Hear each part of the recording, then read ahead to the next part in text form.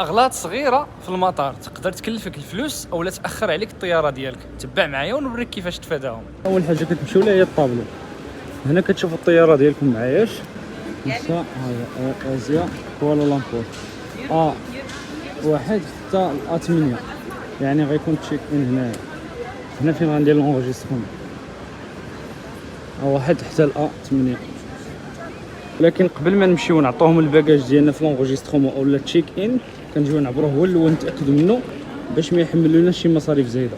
كتجي تعبرو وتقادو بشويه عليه. انا دابا مثلا لقيت عندي كل زايد هنايا حطيته في هذاك الكارطه الصغير هذاك غالبا ما كيتشيكيوش. واحد القضيه مهمه نعطيها لكم ديما في التشيك ان او عند البوليس كونترول كيكونوا ثلاثه الموظفين ولا اكثر.